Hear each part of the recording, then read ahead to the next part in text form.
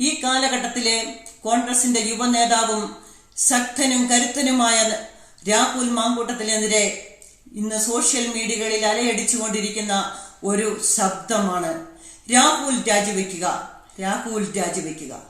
എന്തിനാണ് രാഹുൽ രാജിവെക്കേണ്ടത്? രാഹുലിനെ കുറിച്ച് പരാതി ഉണ്ടെങ്കിൽ അവർ നേരിട്ട് വന്ന് നിയമവ്യവസ്ഥതയുള്ള ഈ ഭാരതത്തിൽ അവർ പരാതി നൽകട്ടെ, എഴുതി കൊടുക്കട്ടെ, ഇരകൾ ആരെന്നവർ വ്യക്തമാക്കട്ടെ.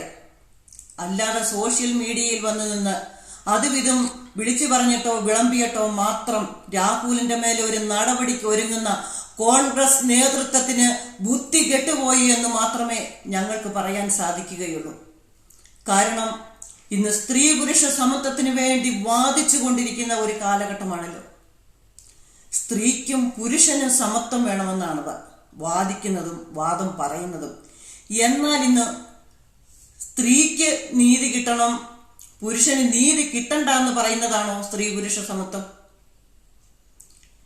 എനിക്ക് 3 മക്കളുണ്ട്, 2 ആണും 1 പെണ്ണുമാണ്.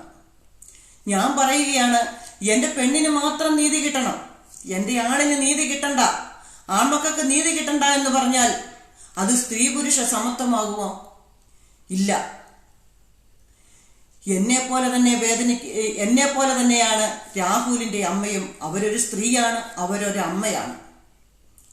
എനിക്ക് രാഹുലിനെയും വ്യക്തിപരമായിട്ട് അറിയത്തില്ല, അവരുടെ അമ്മയെയും ആരെയും അറിയത്തില്ലെങ്കിലും ഞാൻ സംസാരിച്ചു എന്ന് മാത്രമേ ഉള്ളൂ.